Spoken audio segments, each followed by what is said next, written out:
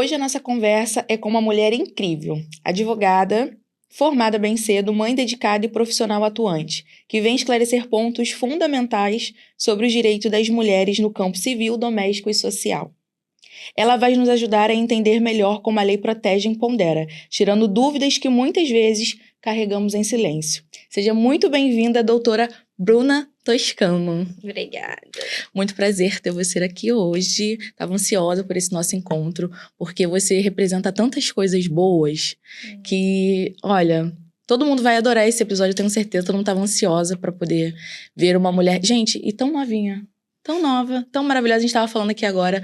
Eu quero, antes de começar, entender a sua história, né? Começar. Da onde que veio esse interesse de ser advogada, advogar? Por quê? Por quê? Por quê? Porque sempre tem um porquê, né? É verdade. Sempre tem alguma coisa que faz a gente ter esse gatilho de, não, quando eu crescer eu vou ser isso aqui.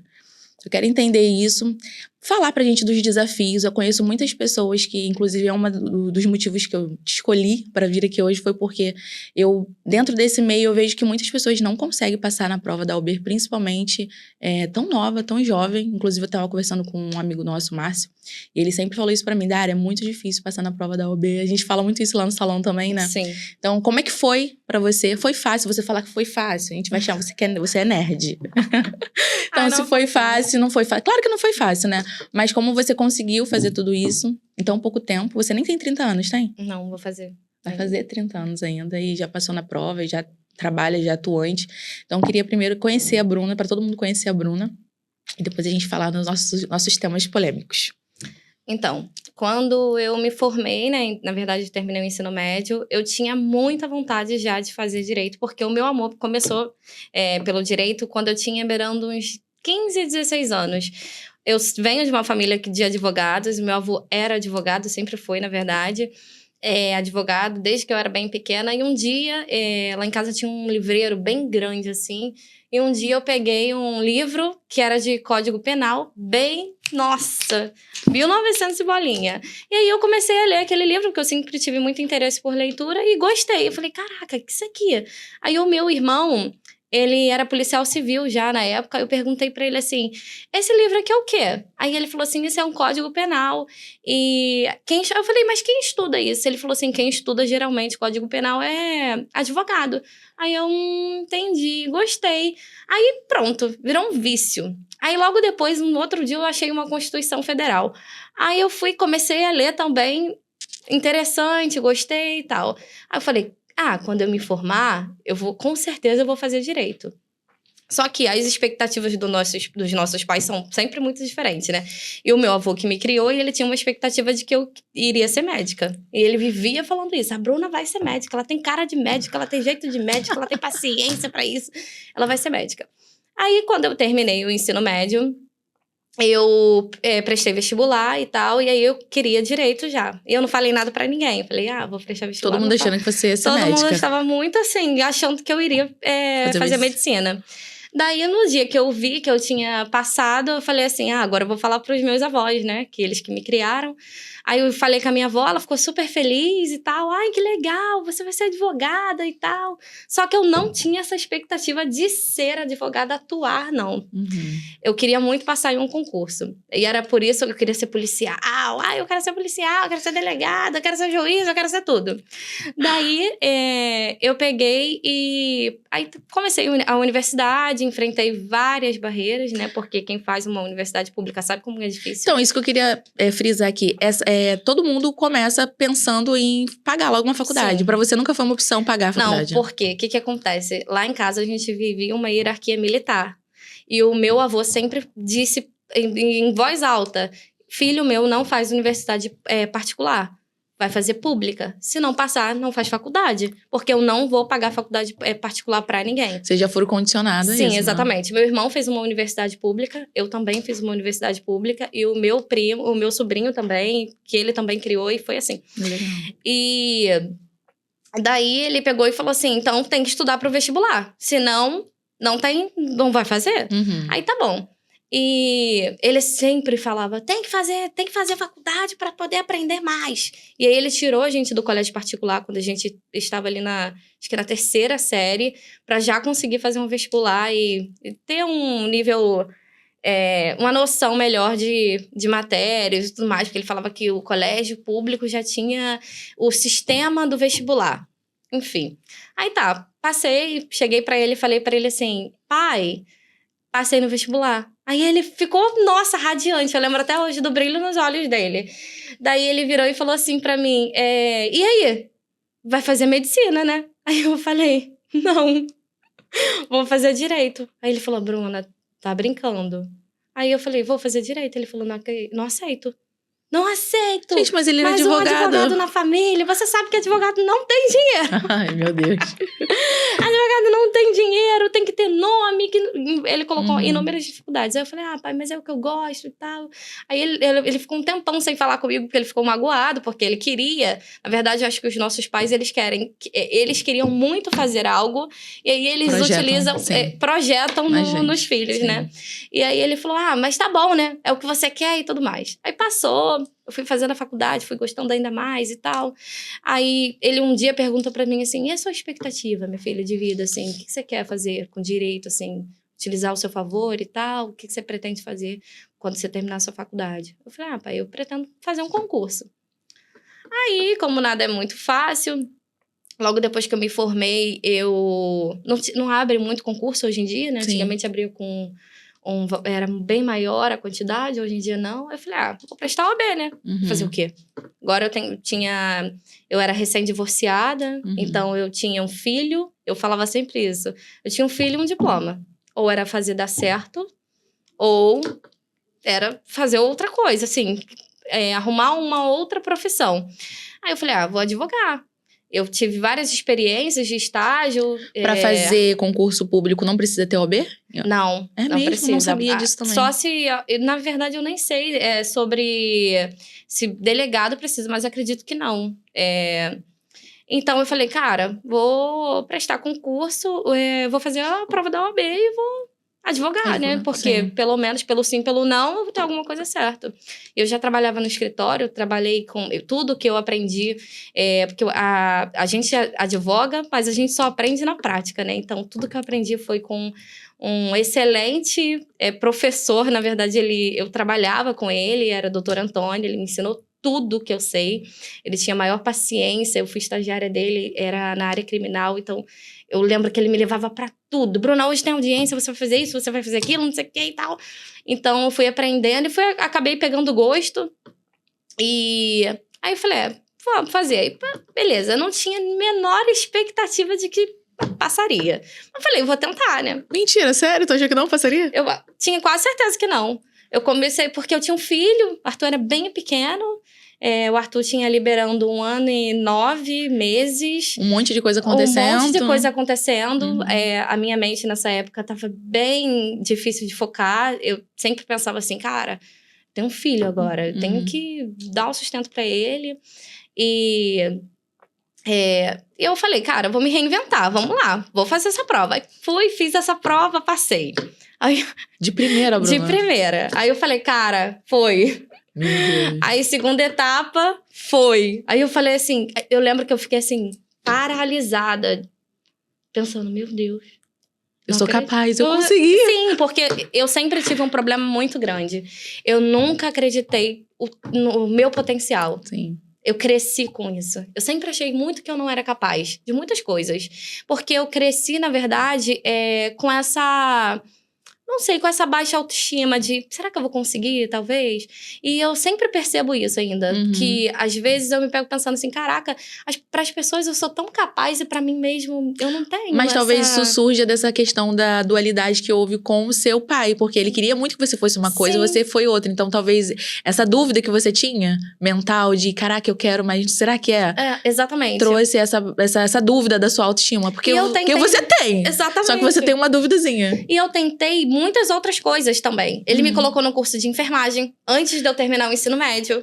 Ele falou assim, vou colocar você no curso de enfermagem. Pra tentar te instigar, ficar pelo caminho da medicina, né? Eu me lembro que eu ainda fiquei um longo tempo no curso. Quando um dia era pra tirar sangue na laranja, e eu fiquei, não. Isso aqui não é pra mim, não. Isso aqui não é pra mim, não. Eu detesto tirar sangue. Eu falei, gente, eu não nasci pra isso. Eu não tenho essa... Aí ele falava, então você também pode ser professora. Pô, cara, deixar de ser advogada pra ser professora. Porque professor... Não que seja menos, mas caramba, nada a ver uma coisa com Exatamente. Outra. E a minha avó, ela é professora. Eu também gostava muito de dar aula. Eu pensei... Aí, quando ele falou sobre essa possibilidade de ser professora, eu falei, mas eu posso ser professora de direito penal, por exemplo. Aí ele, pronto. Você colocou isso na sua cabeça mesmo. E quando eu coloco uma coisa na cabeça, vai arrancar a cabeça do corpo do que... Tirar a ideia. Uhum. Eu sou muito focada nas coisas que eu quero. É por isso que você passa, querida. Exatamente. Daí, aí eu comecei a advogar. E aí eu tinha muito interesse por direito de família também. Porque já era algo que eu vivia ali. E eu comecei a perceber que os genitores, geralmente, eles são muito manipuladores. Uhum. Aí eu comecei a ler, participei de um grupo que era de mulheres advogadas que eram defensoras dos direitos das mulheres. E aí eu achei interessante, comecei a gostar. Falei, talvez eu vá ficar no direito de família ali e tal. Mas acabou que não foi, eu comecei a atuar na área criminal, no escritório que eu já trabalhava, então eu fazia as coisas junto com um advogado. E fui mudando, depois eu trabalhei trabalhei para o serviço público, então não era muito na minha área, eu era assessora, então não fazia muito sentido. E aí eu voltei, hoje atuo, né, numa empresa grande de varejo, e aí foi isso. Foi fluindo, a gente foi trabalhando. O neném foi crescendo, O neném foi crescendo, hoje ele tem 7 anos, o tempo foi passando. E você foi se ajeitando. Exatamente, porque o tempo coloca cada coisa no seu devido lugar, exatamente, né? Às vezes a gente acha que nem vai conseguir ir, é isso mesmo que você falou, né? O próprio tempo encarrega de botar... Exatamente. É isso daí. E hoje, quando eu olho, assim, pro meu passado e vejo que eu era aquela menina perdidíssima, que tinha um diploma e um filho, às vezes eu olhava e falava assim, caraca, será que vai dar certo? Meu Deus, porque a mãe sempre pensa no filho. Sempre. E assim, eu pensava muito nisso, em que futuro eu daria pro Arthur. Uhum. Caraca, eu tenho que ser pelo Arthur até o fim. E esses dias ela compartilhou com a gente lá no salão um áudio dele falando, doutora Bruna, todo orgulhoso. Como que é pra você hoje em dia ouvir esse tipo de coisa, né? Olhando pra trás, como você tá falando, e perceber que foi tão difícil, mas você conseguiu. Às vezes a gente nem cai a ficha, né? Sim, eu fico assim, muito feliz porque eu fui muito desacreditada, sabe, Nara? Uhum. As pessoas não... Eu fui muito desacreditada, eu sempre ouvia muito assim... a gente tem que escolher muito bem nossos parceiros. Porque tem homem que te diminui. Ele não acredita no seu potencial. Ele sempre tá ali vai lá, faz sim. Tô aqui te incentivando. Mas não...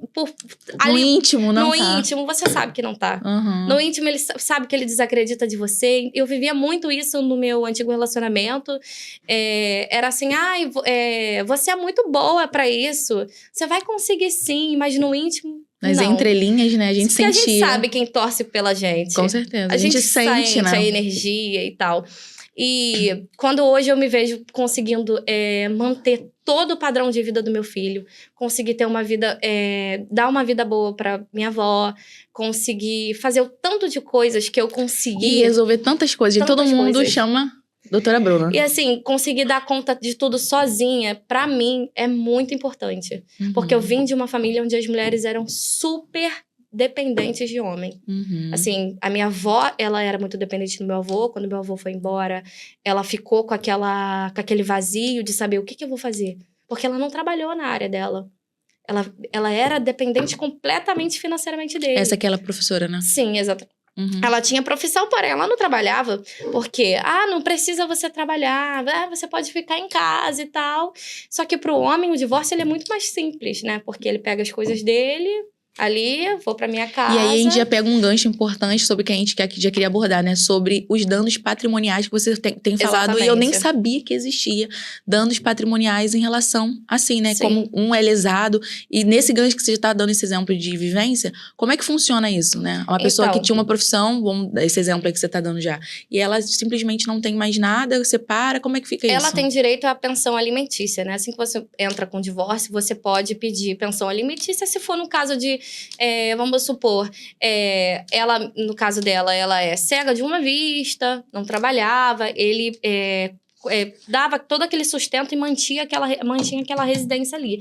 E a partir do momento que ele não mantém mais, vai embora, ele tem ela pode pedir, né? E o juiz vai aceitar ou não também, porque se for uma pessoa em plena idade, né, gente, com 29 anos, o juiz vai falar assim, pô, Vai trabalhar. vai trabalhar, né, Entendi. querida? Perfeito. Pelo amor de Deus, né? Uhum. Bota seu filho numa creche, vai dar um jeito e tal.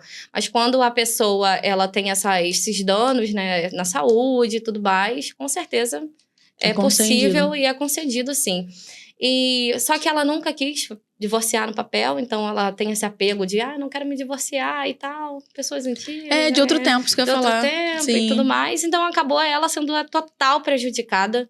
Total, assim. Então, ela sempre vivia, assim, sempre com muito pouco, mas sempre fez tudo o que podia, sabe? Ela ficou... O meu avô foi embora, ela fez tudo o que podia por mim, pelo meu irmão. Eu sou muito grata a ela mesmo, porque talvez, se ela não tivesse feito tanto que ela fez por nós, eu não estaria aqui. Não seria tão forte, resiliente, né? Sim. Exatamente. Foi através dela que eu consegui olhar, porque as coisas que acontecem, a gente olha às vezes e pensa assim, cara, eu não quero viver isso. Sim. E é exatamente isso que eu olhava, assim, para aquela relação. Eu vivi num lar muito... Conturbado e, assim, muito violento, né? Eu cresci vendo a violência doméstica como se fosse uma naturalidade. Eu acho que esse é muito perigoso, gente. A gente normalizar o que não é, normalizar aquilo que não é. E, às vezes, a mulher, ela se prende naquele fato, assim, que é um assunto que a gente vai abordar agora na violência.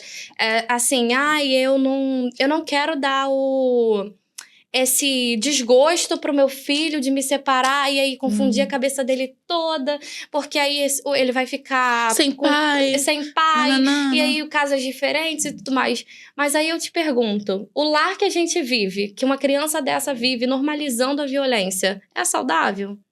Não é saudável, gente. Não é, a criança cresce cheia de trauma. E a gente não tá falando só da violência física, né? Mas da violência verbal, psicológica. Tem mulher aí que escuta do cara, você não serve pra nada. Isso é uma violência psicológica.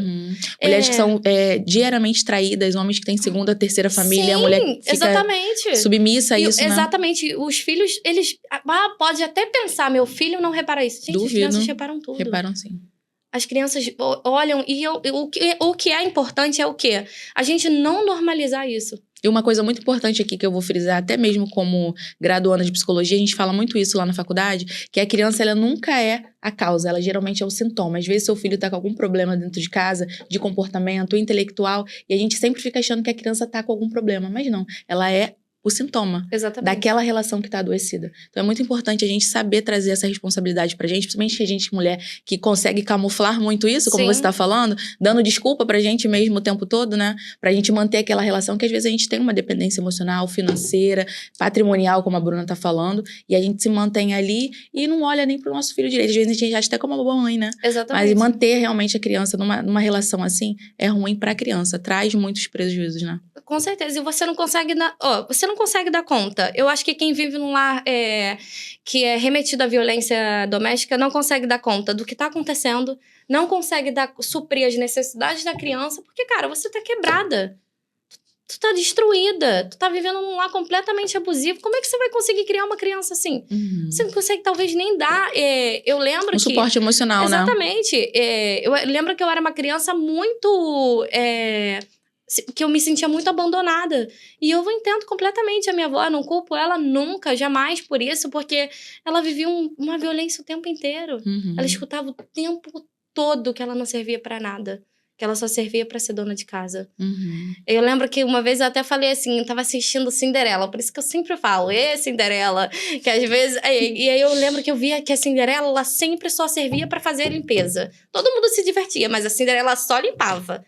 E aí ele falava assim, você só serve... Ele sempre falava essas coisas pra ela e ela ficava, coitada, com certeza destruída. E ela conseguia manter ainda a aparência de que tava tudo bem pra gente. Sim, pra vocês, né?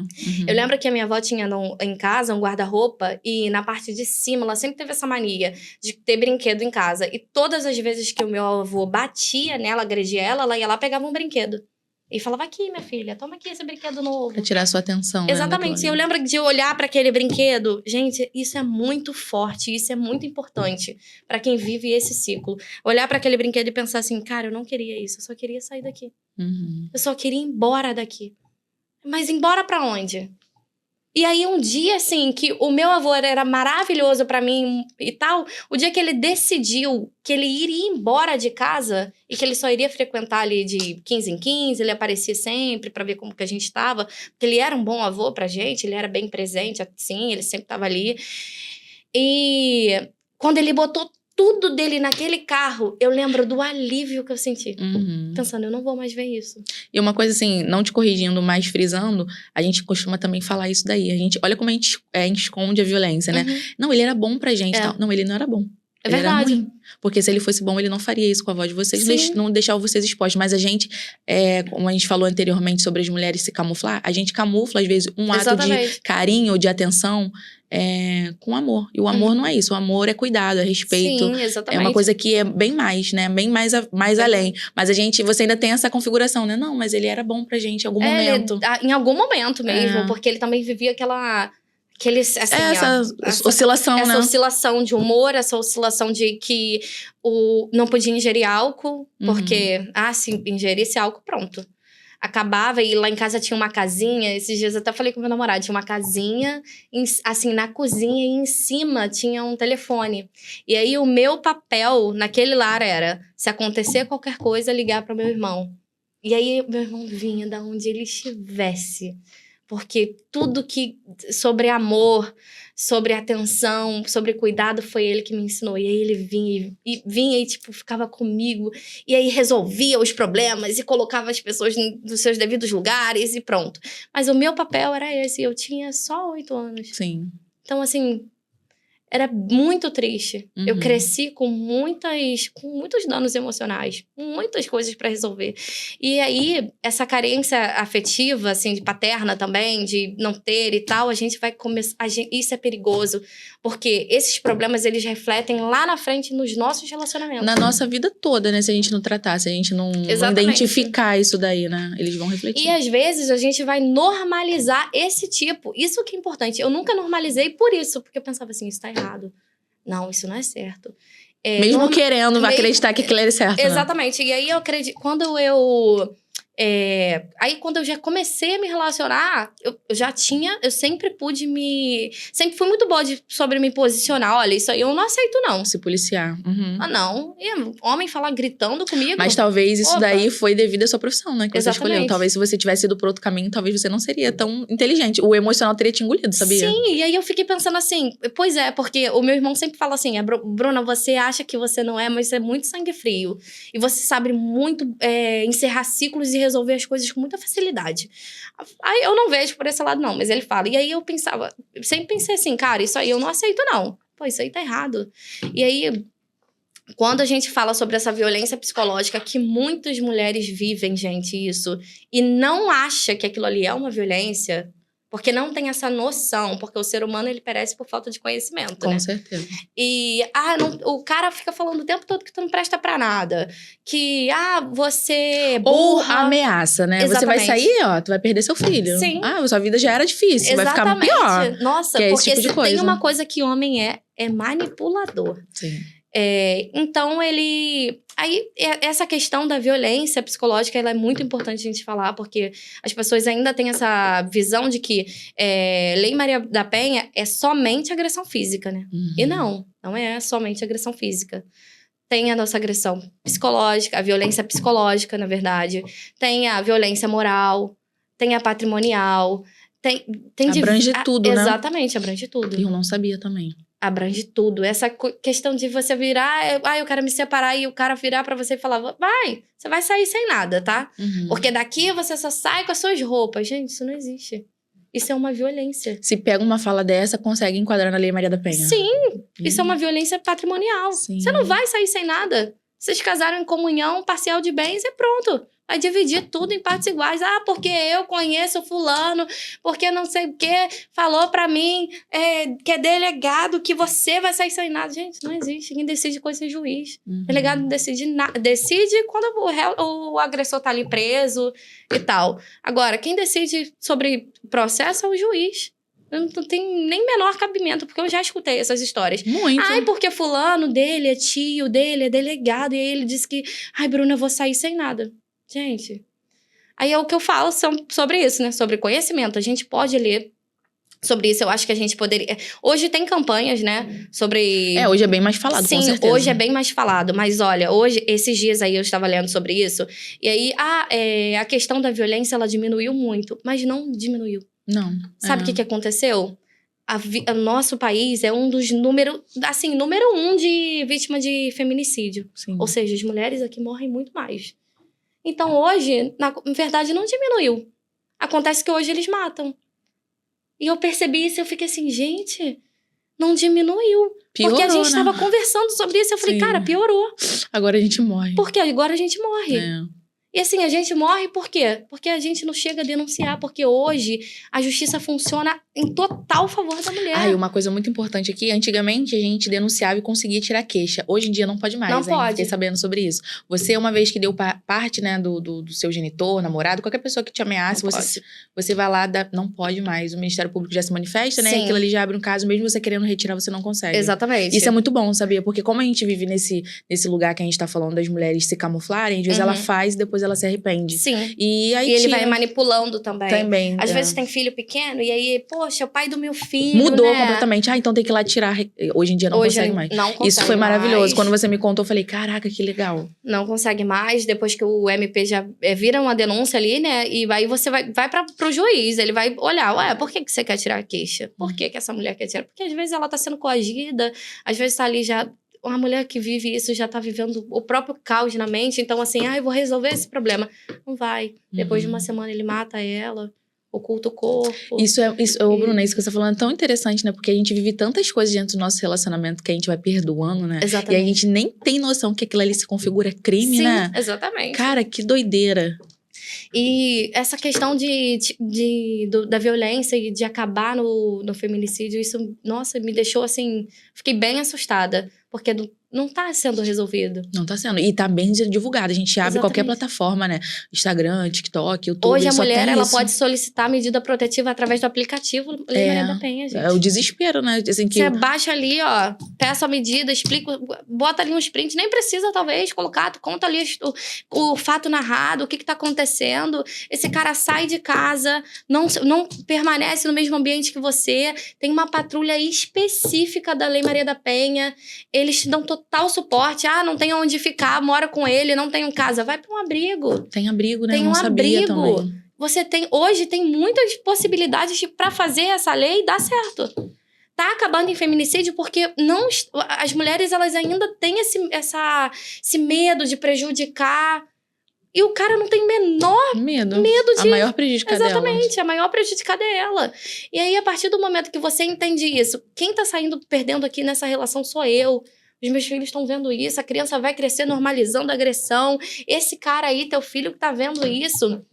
Amanhã ele tá reproduzindo. Sim. Você é mais do que ninguém sabe sobre isso. Ou talvez ficando ausente. Exatamente. Ele se ausenta pra poder não entrar em conflito com isso daí. E aí? Bom, entrando nessa pauta, eu queria muito falar sobre pensão. Já que a gente tá falando sobre violência. Porque a maioria dos casos também acontece da mulher não se separar porque o cara fala que não vai dar pensão. Outro caso que eu escuto muito lá no salão. Dari, ele falou pra mim que a pensão vai diminuir. Que se eu botar na justiça vai ser pior. Porque é melhor a gente fazer um acordo aqui. Sim. Que aí eu dou o que ele estipular lá. Porque ele falou que a gente tem 2 filhos, então vai ser assim. Gente, não é. Explica pra todo mundo que não é assim que funciona, Não Bruna. é assim que funciona. O que acontece? Quando a gente faz o pedido de pensão alimentícia, já dá a entrada em tudo, né? Guarda, pensão e tal. Primeira coisa, assim que você dá a entrada, você não precisa ficar esperando. Eu vou ficar esperando muito tempo e aí ele não vai dar nada. Não. Assim que tá entrado o defensor ou o advogado já pede uma tutela de emergência ali. E aí o juiz decide ali e tal, o valor que vai ser estipulado e tudo mais, e é concedido. E aí até que haja audiências e a audiência e a conciliação entre as partes, já fica ali pelo menos um valor ali, né? Provisório. E isso não é a Bruna só que tá falando na delicadeza da teoria, tá? Eu vivo isso é verdadeiro, acontece. É provisório e pronto. E aí, dali, você já consegue, pelo menos, ter um provisório ali pra manter a criança até sair definitiva. Pra manter a criança e tudo mais. E não existe isso. Porque esses dias mesmo, uma menina veio falar comigo e ela falou assim, Bruna, mas ele fala que ele não tem renda. Mas ele anda de jet ski. Ai, mas ele tá lá na praia, no Leblon, toda sexta-feira no pagode. Ai, mas ele nunca tem dinheiro pra pagar a pensão. E ele fala que o único valor que ele pode dar é R$350. Eu falei, o que você tá esperando pra poder dar entrada nessa pensão alimentícia aí? Mas e aí se ele não tiver dinheiro? Gente, hoje em dia o juiz usa a teoria da aparência. E também a questão do embasamento do salário fixo, né? Já que você não tem emprego, a gente define com o salário fixo como mínimo. Exatamente. Então, assim, faz uma conta básica de quanto tá o salário mínimo. No mínimo, ali, tu vai sair com um valor ali dentro do salário. Não vai dar pra você fazer muitas coisas, porque a gente que é mãe sabe como que é caro custear, né? O básico de uma criança. Mas vai receber. Vai ter estresse de todo mês ficar contando com uma coisa que não acontece. Não existe acordo de boca com o pai. Não existe isso. Porque ele me ofereceu R$1.000 se eu não entrar na justiça. Mas se eu entrar, eu vou ganhar menos. Ganha menos. Vai por mim. Não tem essa dor de cabeça, porque aí o acordo de boca ele é muito perigoso, porque ele vai ser válido, sim, no primeiro mês. Depois, o dia que ele quiser pagar no dia 30, no dia 1º, no dia 5, ele vai pagar. Quem é que vai prender ele? Não vai, Não tem nada na justiça? Quem não tem oficialmente? Nada? A mesma coisa que eu digo é sobre guarda. Não tenho a guarda do meu filho. Pai, não sequestra filho, tá? Se amanhã ou depois ele pegar a criança na tua porta e ir pra outro lugar e depois de 20 dias voltar, ele é o pai. A guarda não é sua, você não pediu, a guarda não é mediante a justiça. E também é importante frisar que, geralmente, a pensão, alimentos, coisas separadas, né? Tá? Sim. Se certifiquem disso, que eu tenho uma cliente lá que arrumou um advogado desses de porta de cadeia, porque tem muitos, né? E aí, ele falou que ia abrir tudo num só processo. Quando ela foi olhar, não foi aceito. Porque geralmente de fato, o pedido é todo junto. Ele fez o pedido, mas não despachou, não sei o que aconteceu. Ela falou, Dária, eu fui lá na Defensoria Pública e eles me aconselharam a abrir cada processo em um. Fazer a primeira guarda, depois pedir a pensão. Sim. Falei, caramba, geralmente é realmente pedido separado, né? Ou tem que ser uma coisa bem específica, né? Sim, na verdade, geralmente é tudo junto ali. O advogado faz o pedido de tudo ali e aí vai sendo decidido separadamente, né? Separadamente. Isso aí. Agora, sobre a pensão, o cara falar que não tenho renda. Gente, tem diversas coisas que o juiz utiliza ao favor da mãe. Teoria da aparência. Ele tá de jet ski sempre, mas não tem dinheiro pra pagar pensão. Tá bom, ele mantém esse jet ski como? De que forma? Então, vamos lá. Então, bloqueia a conta. Ele começa a analisar tudo. Mas tá no nome da mãe dele. Esses dias eu vi um caso aí que o cara não tinha dinheiro pra pagar a pensão, mas ele tinha mó botão, um carrão, sabe? E tal. Aí a menina conversando comigo aí você não sabe o que aconteceu na audiência, Bruna. A moto, porque tem muito genitor que faz isso, sonega as coisas. Isso é impressionante, sonegando do próprio filho. E aí a moto era no nome da mãe dele e o carro também. A mulher tinha 78 anos. Aí o juiz foi e falou assim, tua mãe anda de moto? Assim, eu já vi sentido, pai saber que ia ser processado pra pensão e sair do emprego pra poder pegar tudo do trabalho de muito tempo pra não dividir, pra não botar na pensão com os retroativos. Eu já vi isso. Eu acredito nisso. Eu fiquei chocada. Gente, é impressionante como, você é o pai daquela criança. Você não tá tirando da mãe, não. Mas a gente tá falando da parte masculina que bate, ameaça, falar de filho o mínimo, né? É do bem-estar do seu filho. Eu não tô nem preocupado. É do bem-estar, da saúde do seu filho. Às vezes o cara tá ali oferecendo, vai oferecer um plano de saúde, vai oferecer uma escola boa. Porque nós, como pais, não tem obrigação. Tem sim.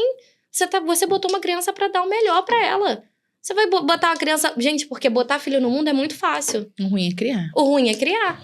É difícil criar.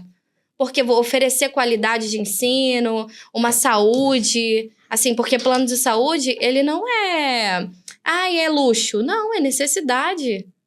Hoje em dia. Você precisa de uma emergência, fazer um exame, fazer uma cirurgia. Sim. Então, assim, você tá tirando do seu próprio filho. Hoje a pensão ali, ela é estipulada 20% a 30%, mas isso não significa que não pode ser mais, né? Geralmente quem tem 2 filhos também é 30%, aí divide 15 para cada. Sim, é isso aí. Ai, não tenho dinheiro. Começa a ser tudo analisado, não isso tem no essa mínimo, questão porque tem casos que consegue 20%, 25%, dependendo da situação. 35%. Depende muito, realmente. Depende muito. Tem que passar por essa barreira que é o medo. Vocês precisam passar essa barreira que é o medo e buscar os seus direitos. Os direitos de vocês, das crianças, precisam estar, assim, respaldados em alguma coisa. Nada como a Bruna tá falando, de boca. Outra coisa que também é muito importante, é que, assim, quando você separa, e aí essa questão da guarda, o pai sempre fala, gente, esse é um mito que eu queria falar muito, assim, bem olhando pra todo mundo, assim, que, cara, não existe guarda compartilhada alternada. O que acontece? Quando fala assim, toda mãe tem muito medo. Ai, ele falou que vai pedir guarda compartilhada e chega no escritório desesperada. Ai, ele vai pegar a guarda do meu filho vai morar 15 dias lá. Gente, isso não existe. Na nossa legislação, isso não existe. A guarda compartilhada, ela é nada mais, nada menos do que vocês decidirem tudo sobre a criança juntamente. Não existe, meu filho vai morar 15 dias lá. Esses dias mesmo, porque advogado também passa por essas coisas aí, gente. Da vida pessoal. Exatamente, da vida pessoal. Esses dias mesmo eu falei assim, gente, vem cá, o que você acha? O que é a guarda compartilhada pra você? Me fala aí, me explica, eu tô querendo saber há um tempão. Ah, porque meu filho vai morar 15 dias comigo. Gente, isso não existe. Uhum. Ah, tá bom, vou pedir guarda compartilhada. Vai lá, amigo. Vamos lá. Tá bom, dia da audiência eu vou estar lá pra resolver. Vai lá, pode pedir guarda compartilhada. Porque não tem a menor noção, não pega o próprio celular, abre no Google e vê. O que é a guarda compartilhada? Porque o homem, ele faz isso um terrorismo na mulher, ela chega desesperada. Meu Deus, meu filho vai morar 15 dias com esse homem. Ai, meu Deus, não sei o quê. Ai, que não sei. Gente, não existe. Não existe. Isso aí é guarda alternada. Não existe na nossa legislação. O juiz jamais vai falar, olha, aqui, ó, 15 dias com o pai, 15 dias com a mãe. Porque não existe. Além de também o juiz analisar o que vai ser melhor para aquela criança ali. O que vai ser melhor? O juiz sempre dá a guarda para a mãe. Geralmente, né, se assim, acontecer alguma coisa, a mãe não quiser... Sim, entrar um acordo, talvez, exatamente, né? entrar num acordo, talvez. Essa guarda alternada aí, a criança pode fazer assim, que não é criança, adolescente, ele pode, mas não porque o juiz mandou. E sim porque quando ele tem ali um beirando de uns 15 anos, 16, ele pode decidir, mãe, vou ficar lá tantos dias no meu pai, perto da escola, tantos dias com a senhora, hoje eu janto aí, amanhã eu almoço na casa do meu pai, e pronto. Assim, agora, o juiz falar e a criança, ele pegar uma criança de 5 anos, botar 15 dias pra morar na casa do pai, 15 dias pra morar na casa da mãe, imagina como que a cabeça dessa criança ia ficar. Porque são criações diferentes. Sim. Então, não isso existe. Acontece só em filme, gente. Só em filme, porque no filme acontece isso. Então, assim, não existe isso.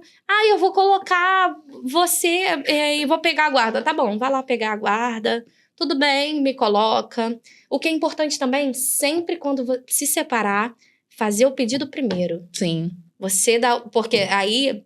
Nesses casos, o melhor é pensão sempre e guarda também, Bruna? Sim, pensão tem que ter a guarda. Tem que ter a guarda. Porque mãe, quando separa, não tem a guarda, né? Não, porque não tem a guarda. Não é guarda normal. Não tem. Você tem que fazer o pedido da guarda para que o juiz ele te dê a guarda, né?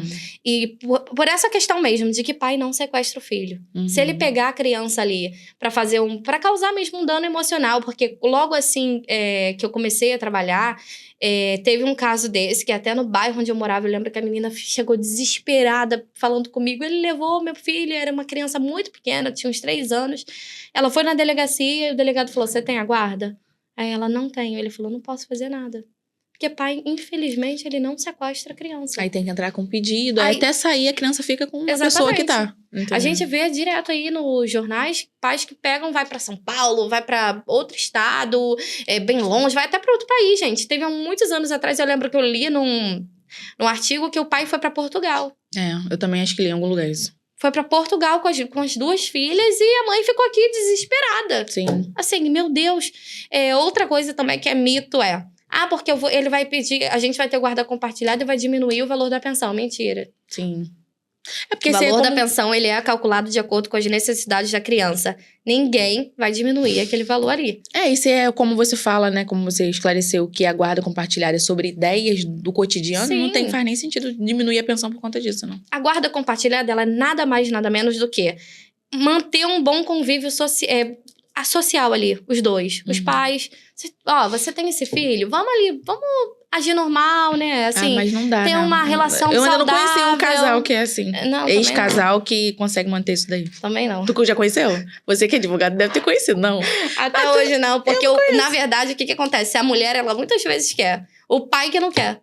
Sempre é o pai que não quer, que ele quer criar um problema. Impressionante, né? E eles falam que não, né? Que a mulher Sempre. vai eu atrás quero deles. muito viver em paz, você que não me dá em paz. Mentira. Gente, até hoje. Assim, eu não conheci, nunca peguei. A gente vive muito bem, a gente comemora tudo juntos da criança. Mentira, nunca vi isso, gente. Outra coisa também que é um mito é que a mãe, ela vai ter que ficar mandando foto. Dando informações sobre a vida da criança. Hoje ele foi pra escola. Gente, mãe não é secretária de pai, não, nem babá. Pra ficar informando as coisas sobre o que aconteceu, não. Se ele quer saber, ele vai até a escola pra ver como que tá a rotina escolar. As reuniões, as reuniões, ele as consultas no médico. As consultas no médico. Eu quero Os muito aniversários, saber. Exatamente, eu quero muito ano. saber como que tá o rendimento escolar do meu filho. Vai na escola. Eu não tenho que te dar essa informação. Eu quero muito uma foto dele. Eu tenho que tirar foto. Eu sou tua secretária, tua babá, pra ficar... Entendeu? São coisas assim que... se você não fizer... Eu acho que o judiciário, ele tinha que tirar a alienação parental. Ela tinha que ser revogada, essa lei. Sério? Porque o homem usa muito isso aí ao favor dele. Sim. Se você não fizer, eu vou alegar alienação parental. Verdade. E assim, o cara processa... E aí, sim, a mãe pode, de fato, se ela for uma alienadora, perder a guarda pro pai. Porque, assim, eu não posso dizer que não acontece. Acontece quando você mistura, eu acho que aquela ferida ali... Porque quem sai prejudicada, geralmente, nas separações, no divórcio, é a mulher. Sim. Isso é importante falar, porque é a mulher, gente. A mulher fica ali com a criança. A mulher fica ali assim, sendo mãe o tempo todo. E o pai tá vivendo. Ele pega ali a mochilinha dele, vai na praia, e a mãe não tem essa liberdade. Sim. Então, assim, isso é importante também falar, que ela sai ali prejudicada. Então, ela acaba ficando ressentida. O pai pode tudo e eu não. E aí ela acaba trazendo, misturando e aquela... não vai mais ver seu filho. E quando é muito ruim, aí vira um processo, assim, enorme pode ser processada de fato por alienação, o juiz pode entender que ela está de fato alienando e ela pode perder a guarda da criança e o filho ficar com o genitor, com os avós, enfim. Esse caso, e por isso que ele também pode utilizar também ao favor dele quando isso não está acontecendo. Exemplo, uma criança é obrigada a ir para casa do pai se ela não quer? Não, gente, se seu filho virar pra você e falar, olha, mãe, eu não quero ir, e chorar, e gritar, ali já é um sinal de alerta. Sim. Ali você já tem que ligar a tua antena e falar, cara, alguma coisa tá acontecendo ali. Alguma coisa aí não tá certa. A criança que ia sempre, do nada ela começa a falar, olha, eu não quero ir, eu tô com muito medo. Ali você já tem que começar, algo está acontecendo. Preciso... E aí, eu vou ser processada por alienação se eu não mandar, porque você não é obrigada a mandar. Não, Sim. Meu filho não quer ir. Compra uma câmera. Coloca em casa, começa a perguntar, filho, você quer ir pro seu pai? Porque aí, quando ele começar com essa perturbação e entrar com esse processo, você vai pegar essas provas e anexar. Meu filho não quer ir. E se acontecer algo? Muitas crianças não queriam ir. O Henry aí é um caso aí super... Hoje eu tenho uma filha de 12 anos, né, que tá respaldada pela lei do Henry do Borel. Henry do Borel. Henry do Borel, né? É isso mesmo. Porque eu nem sabia. É Henry Borel, acho, a lei.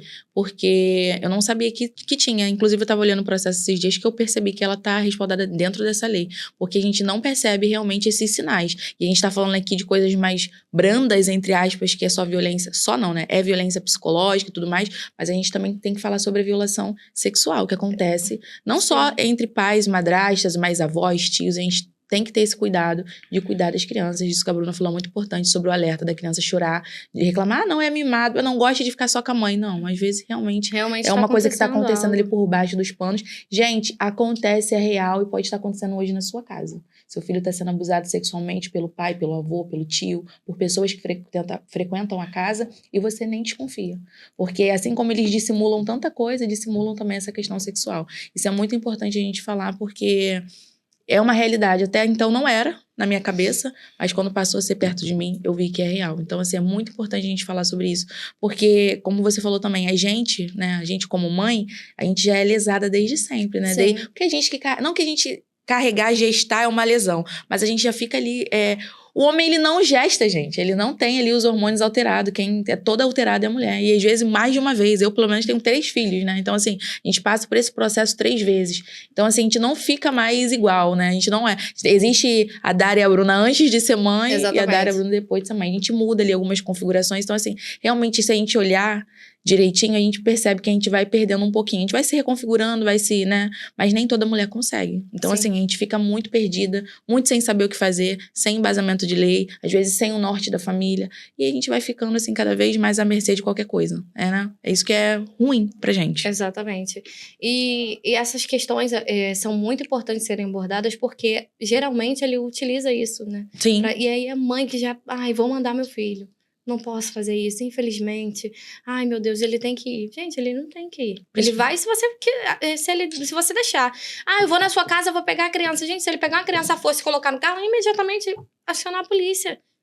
Você tá levando por quê? A criança não quer ir. Mas se você não tiver a guarda, você não consegue fazer isso, Não. né? Por isso Infelizmente, por isso que é importante a guarda. Por isso que eu vivi refém durante muito tempo também, porque eu não tinha guarda, né? Então, assim, toda vez que acontecia isso, era qualquer justificativa. Ah, é louca, é maluca, Sim. não tem família, é problemática. E aí, isso quando é uma violência psicológica, né? Não, eu maluca, vivi, louca. Exatamente. Um homem não pode dizer isso pra você. Fora a deformação, né? Que fala pra todo mundo a mesma coisa e todo mundo... Gente, eu lembro que no processo da minha filha tinha testemunhos vizinhos que eu nunca vi.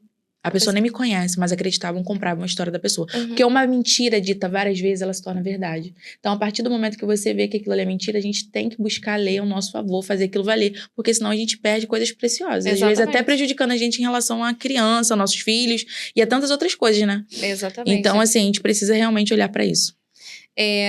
Outra coisa que a gente pode tocar nesse ponto também, de guarda, essas coisas, reconhecimento de paternidade. Eu tenho muita dúvida disso. Então, reconhecimento de paternidade, o que a mãe tem que fazer?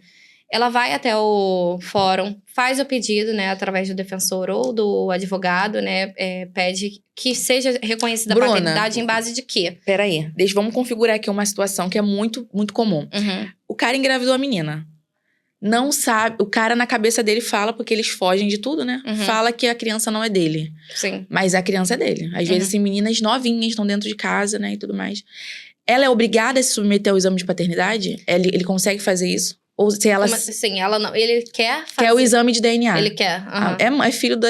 A mulher... Sim. Ele consegue fazer judicialmente, ela fazer esse exame de DNA? Quando ela dá entrada no pedido de reconhecimento de paternidade, automaticamente o juiz já pede que esse exame seja feito assim que essa criança venha ao mundo. Ah, mas ele não... mas o pai não quer fazer. Caso o pai não queira fazer, a mãe pode utilizar fotografias, documento, cartas... E se a mãe não quiser fazer? Se a mãe não... Porque ela acha que é uma violação moral por estar duvidando da paternidade. Então, não tem essa possibilidade. Não tem que ser feito esse exame para poder fazer o registro dessa criança, né? E ele comece a pagar a pensão alimentícia logo após. Mas aí é assim mesmo que funciona. Você dá a entrada e aí o juiz já pede que, após o nascimento, recolha o sangue, faça e comprove que ambos são pais e filhos. Isso, pais e filhos, e é isso. Então é obrigatório, É né? obrigatório. Entendi, não sabia. Não tem como, até porque eu acho, na verdade, que isso é até utilizado ao favor dela, né? Porque como que ela vai provar, assim? E aquele ditado popular, né? Quem não deve... Quem não deve, não teme, exatamente. Gente, o importante é sempre agir na clareza. É isso, vou lá, vou fazer e vou resolver. Perfeito. Esse reconhecimento de paternidade é importante pra criança, pra que não seja mais uma criança sem o nome do pai na certidão, porque isso acontece muito também. Nosso país tem um índice muito grande de filiação paterna não estabelecida. Eu mesmo não tenho reconhecimento paterno. Exatamente, na certidão. Então, é um número muito grande e aí diminui isso, né? A criança fica ali com o pai e a mãe, consegue ali receber essa pensão alimentícia, que aí já é logo resolvido também nesse processo, imediatamente, e é isso. Deixa eu ver, eu anotei uns pontos aqui que eram importantes também. Também fiz Fala, um textinho pra gente sobre violência. Deixa eu ver aqui. Sobre guarda, já falei. Esses mitos. Não sei se foi aqui. Tem um outro ponto, Dara, que é importante a gente falar. Que você Não, acha? acho que a gente falou tudo. Peraí. Ficou alguma dúvida? Não, eu Acho que não, né? Foi bem esclarecedor. Deixa eu ver aqui. Ah, tá. Aqui. Então, esse texto, geralmente... Esse texto, ele não é um julgamento, gente. Ele, na verdade, é para você repensar sobre o que você está vivendo nesse momento. Uhum. E aí, eu escrevi ele ontem. Ai, Na verdade, eu peguei uns pedaços, assim, de algo que eu já estava lendo há uns dias. E ele é bem esclarecedor e importante. Leia. A mulher, ela geralmente sempre diz: eu fico pelo bem dos meus filhos. E é importante pensar, será que pelo bem deles mesmo? Ou pela dificuldade de enfrentar uma realidade que você ainda não quer mudar? Essa criança que hoje assiste tudo calada, um dia pode reproduzir o que viu, aceitar o que viu e normalizar o que viu. A violência que hoje parece pequena e controlada vai se enraizando pelo corpo emocional dos filhos. Cresce como trauma, vira ansiedade, baixa autoestima, dificuldade até de se relacionar. E a gente sabe disso porque nós mesmos, adultos, hoje, também fomos filhos. E sabemos o que é ter visto demais, ouvido demais e sofrido calado. Por isso que eu falo, isso não é um julgamento. Se você sabe o quanto doeu em você e o quanto dói, por que permitir que isso doa e reflita na criação dos seus filhos? Pense com carinho pela criança que você foi um dia. E pela criança que hoje depende totalmente, integralmente de você. Perfeito, gente. Que linda. Nossa, até o caderninho é rosa. Deixa eu te agradecer imensamente pelo seu tempo, pela sua disponibilidade, pela clareza das coisas. Você é uma querida, uma mulher abençoada, você sabe disso. Te agradecer muito, muito, muito por isso. Eu que agradeço Tá? pelo convite, porque eu acho que esses pontos que a gente trouxe são muito importantes. A gente ainda tem essas falhas, né, de conhecimento, as pessoas não conseguem ainda lidar com esses pontos com mais facilidade, né? Sim. Assim, eu vou resolver essa questão, vou me livrar disso. Sim. Então, eu acho que esses pontos que a gente trouxe hoje, essa conversa foi muito esclarecedora e muito importante. Obrigada, tá, meu amor? Eu que agradeço. Meninas, ficamos por aqui e até o próximo vídeo.